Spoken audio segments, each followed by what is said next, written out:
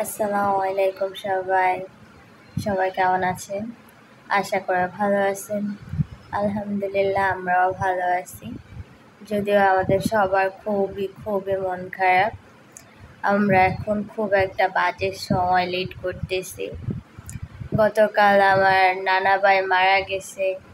ভাবতে পারি নাই নানু বাড়িতে এত তাড়াতাড়ি আবার যাওয়া হবে। সবাই জাস্ট হুট করে খবরটা শুনে অনেক ভেঙে পড়ছে।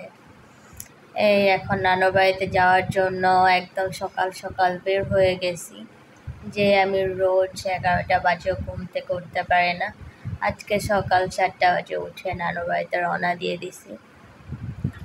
কি আর করবো বলেন, নিজের বড় নানা ভাই মারা গেছে বলে কথা, ওনাকে হারাই ফেলছি। নানু বাড়িতে আসলে আর কোনো মজাই নেই। নানা বাড়িদের সাথে অনেক ভালো স্মৃতি ছিল। খুব আদরে আল্লাদের নানা বাড়িতে বড় হয়েছি। প্রত্যেকটা মানুষের খুব আদরের ছিলাম, তাই অনেক বেশি মন খারাপ হচ্ছিল। প্রত্যেকটা মুহূর্ত অনেকটা লং লাস্টিং মনে হইতেছিল। আর কি আমরা চলে গেলাম, আমি আমার আম্মু আমরা চলে গেলাম নানা ভাইকে দেখার জন্য শেষবারের মতো। আসলে আমার নানা ভাইয়ের ওপেন হার্ট সার্জারি করা হয়েছিল প্রায় 5 বছর আগে। তখন থেকে অনেকটা অসুস্থ হয়ে গেছে। গত কয়েকদিন হসপিটালাইজ ছিল, অনেক বাজে অবস্থা ছিল।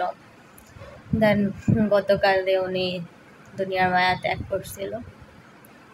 তো নানু বাড়িতে চলে যাওয়ার পর ওনাকে ভালোভাবে দেখতে পারি নাই। আসলে আমাদের যাইতে ওনার অবস্থা এত খারাপ হয়েছে যে ওনাকে তাড়াতাড়ি কবর দেওয়ার জন্য প্রস্তুতি চলতেছিল। এই আর কি, এই যে আমার কাজিনরা সবাই মিলে আড্ডা দিচ্ছিল। সবাই আসছে কালকে, অনেক বেশি খারাপও লাগতেছিল, ইভেন ভালো লাগতেছিল।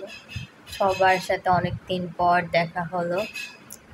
এই আমার নানু ঘরটা পুরো পরিত্যক্ত হয়ে আছে, কেউ নাই, পুরো ঠান্ডা। অথচ এইখানে আমাদের খুব সুন্দর মুহূর্ত ছিল। আমার যে নানা ভাই মারা গেছে উনি সবসময় শাপলা তুললে আমাদেরকে ওই শাপলার ফুল বা প্যাট, আমি জানি না ওটা শুদ্ধ ভাষায় কী বলে, সেটা দিয়ে যাইতো। ওনার সাথে খুব সুন্দর মুহূর্ত ছিল। এই আর কি, যাওয়ার পর আমার কাজিনরা সবাই ধরলো যে আপু চলো আমার কাজিনরা একটা ট্যুর দিই, কিন্তু আমাদের ভাগ্যটা তো ভালো না। এই সবাই মিলে অনেক আনন্দ করলাম বা অনেক খারাপ সময় কাটলো, সব মিলিয়ে গেল আজকের দিনটা। আসলে নানা ভাইকে হারানোর পর বাড়িটা পুরো শান্ত হয়ে গেছে।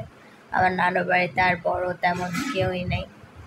এই আর কি, নানু বাড়িতে যাওয়ার আগ্রহটাই চলে গেছে। সবাই ভালো থাকবেন, আল্লাহ হাফেজ।